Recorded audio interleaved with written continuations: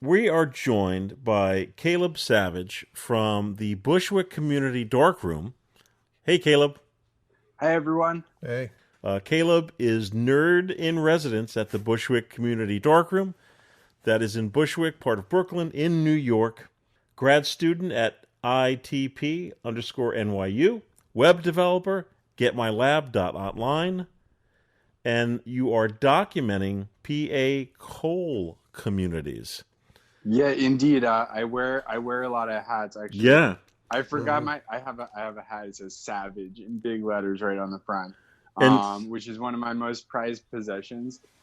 folks listening, Caleb contacted the FPP and just said, "Hey, with all the crazy stuff going on with COVID-19 and shelter in place, Caleb just wanted to give us kind of an overview of what's going on in his film communities. How are you guys over there? Give us a little background of what the Bushwick Community Darkroom is, and tell us how's it been going during these crazy times."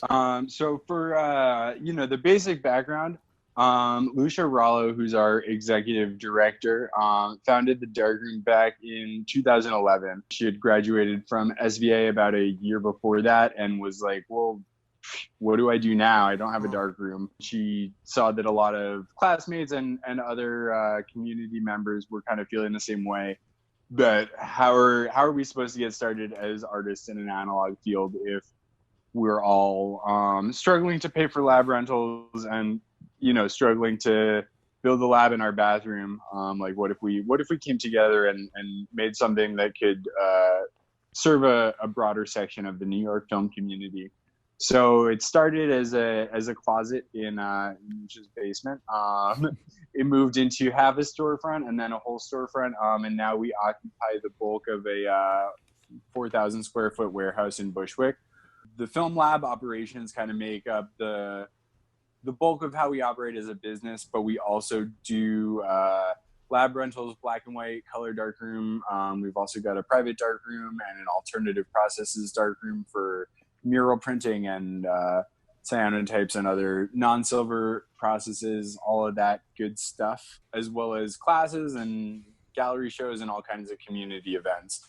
So it's been a massive effort by a lot of different people to get it to this point. Everything changed all of a sudden about 2 months ago. Surprisingly, we're busier than we've ever been before, probably in large part because a lot of our competition has been forced to shut down overnight, which it's really a tragedy. I mean, we're all in this together as lab operators. There's plenty of space for all the different labs to coexist. We're sending our good vibes to all our lab operator friends who have really been affected by this. Because of how we're structured, we've been able to keep operating on kind of a contactless basis with only one employee in the lab at a time. So we're reinventing our workflows and reinventing how people get us their film and how we send it back. It's been a big learning curve, but it seems like people are really, really happy to have somewhere they can send their film or drop it off and get it developed during these crazy times. Caleb, that's very interesting because I don't think most people think of a community darkroom as a place to go develop film. So you guys, in a sense, are unique. How did you, or how do you continue to get the word out that you could drop off and pick up film at a community darkroom? Like how did that happen? Word of mouth is absolutely our biggest driver of expansion. Kind of offering the drop off service started as just kind of a way to help keep the lights on, but it's really grown into being in a lot of ways the primary focus of our business, especially while we're shut down and can't have our classes and can't have our gallery shows. We're working on figuring out a way for people to rent the darkroom on a one at a time basis, like maybe just in the private darkroom, but we've got some logistics and sanitary protocols to put in place before we can get back to that. As the ecosystem keeps changing and the lab market changes from something that was, even just 5 years ago, people would default to bringing their film to a CVS or Walgreens, even though they were just sending it out to a large commercial lab someplace. just because, that was what we did in the 90s. But people are getting more excited about being part of a community of film photographers rather than just doing this for themselves on their own. The crowd of people that's getting into it is changing. Even, I'm a younger millennial, as they say. But even we've got people who are younger than me and really didn't even grow up with film cameras in their lives. My childhood and elementary school and middle school was all captured on film. People whose baby pictures were taken on a digital camera are now getting into the medium. What do they do when they've got a disposable camera to develop? They Google film developing Bushwick, and then we're the first thing that comes up, and then it all kind of grew from there. Hey, if you don't mind me asking, Caleb, what are you shooting these days, regardless format, type of film? What are you grabbing and going with? I've always been a little bit of everything, from 110 all the way up to 8x10. These days I've been gravitating a lot more towards 35 millimeter after, being into medium format and large format for such a long time. It's been nice to kind of get back into snapping with a smaller camera. My favorite camera these days is a Yashica T4 Zoom.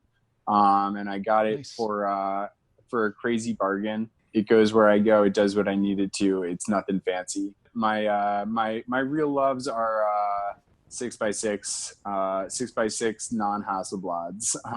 So I shoot with a Kiev 88 and a Bronica SQ a lot of the time. But I'm very fortunate in that my day job is managing the equipment cage at the NYU Photography and Imaging Department. Oh, well, there you go. So I get access to all of these wonderful cameras, and I have to know how to use all of them because students will come to me for advice.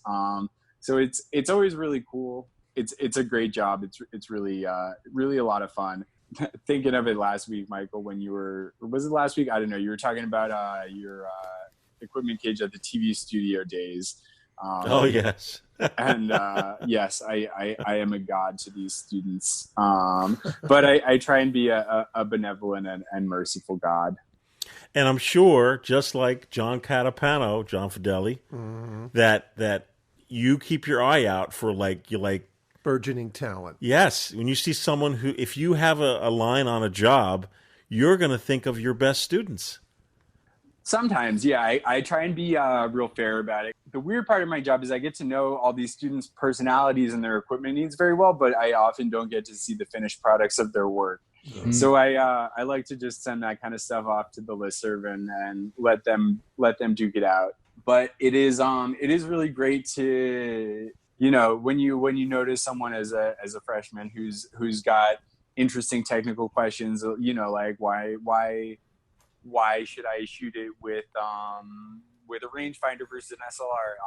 It's cool to watch people's interest in these kind of mechanics develop, and sometimes I steer them over to being lab assistants over at the Darkroom. Are you shooting any motion picture film? I am. It's actually been a while since I picked up my Krasnogorsk 16 millimeter camera, but I love that thing.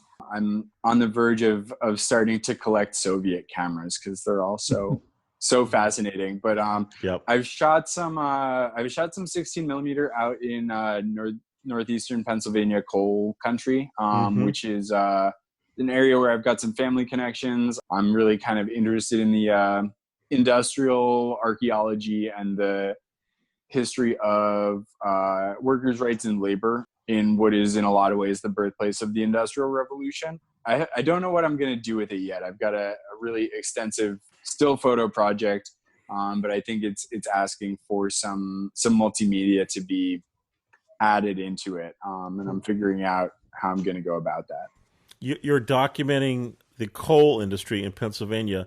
Is this ongoing? Is there ongoing? I started the project in March of 2012. So I guess It's a little over 8 years now. It's been absolutely fascinating to watch how this part of the world changes. It's a really It's a really special place. It's complicated. It's difficult. It's contradictory. It's important to be, paying attention to our neighbors 100 miles west. My family lived in that area generations ago, and kind of the way I began the project is really asking, what if they never left? Well put. Yes. Well put. Well, I want to thank you for joining us. We definitely have to do this again when you guys are open. All right. Thanks so much, Michael and Matt and John and right. anyone else that I missed. It's been great talking with you. All right. Good luck to you, man. For folks listening and watching, we'll be right back. Thanks, Caleb.